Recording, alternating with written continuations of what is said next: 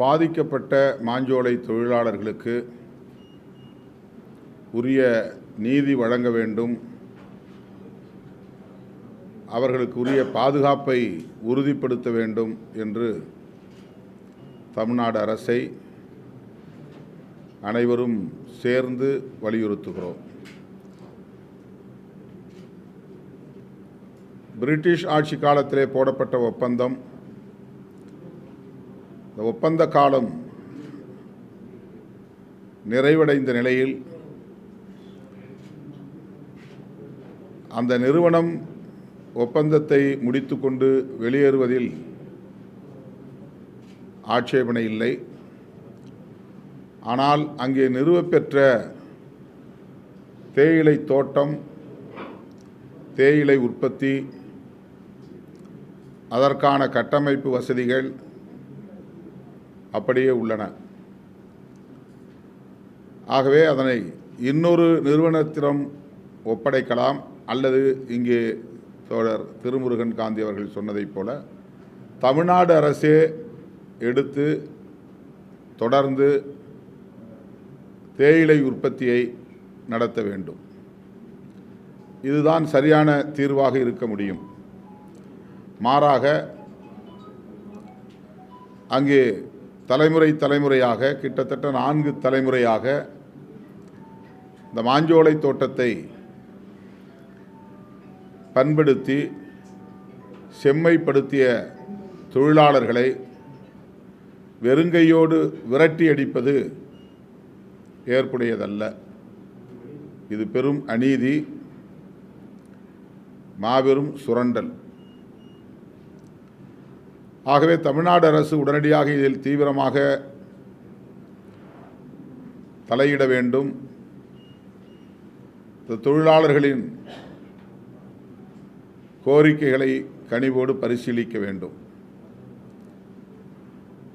தோழர் திருமுருகன் அவர்கள் சுட்டிக்காட்டியதைப் போல அந்த ஒப்பந்த நிறுவனத்திடம் அழுத்தம் கொடுத்து தனியார் நிறுவனங்கள்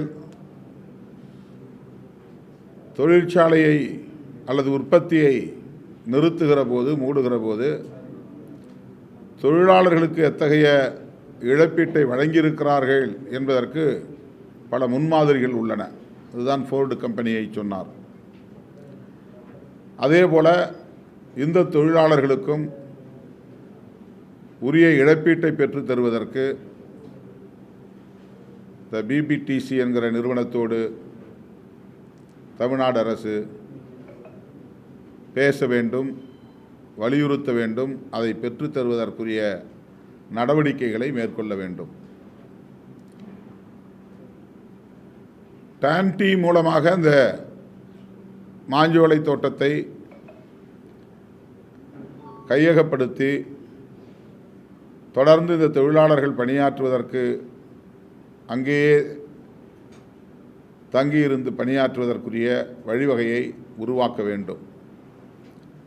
அவ்வளவு பெரிய எஸ்டாப்ளிஷ்மெண்ட், 8000 ஏக்கருக்கு மேலான பரப்பு,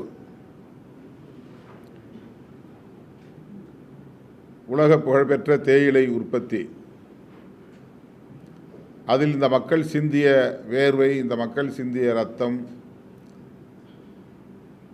இன்னும் காயாமல் உள்ளது. ஆகவே அந்த உழைப்பால் உருவாகியிருக்கக்கூடிய தேயிலை தோட்டத்தை பாழ்படுத்தாமல் அதை தொடர்ந்து நிர்வாகத்தை கையில் எடுத்து தமிழ்நாடு அரசு நடத்த வேண்டும் என்பதை வலியுறுத்துகிறோம். இது மிக முக்கியமான கோரிக்கை, இன்னும் சொல்லப்போனால் முதன்மையான கோரிக்கை. பிபிடிசியுடன் பேச்சுவார்த்தை நடத்துகிற போது மணி பேக்கேஜ் நிதி, இழப்பீட்டு நிதி என்று மட்டுமில்லாமல் அவர்களுக்கு வாழ்வாதாரத்தை உறுதிப்படுத்துவதற்கு சமவெளி பகுதியில்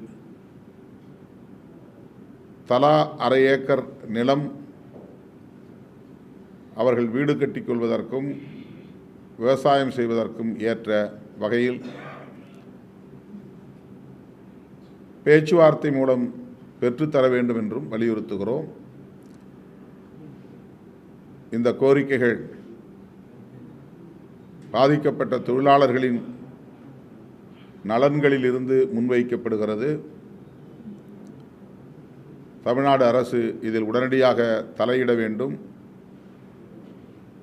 உரிய தீர்வை, நீதியை வழங்க வேண்டும் என்று விடுதலை சிறுத்தைகள் கட்சியின் சார்பில் வலியுறுத்துகிறோம்.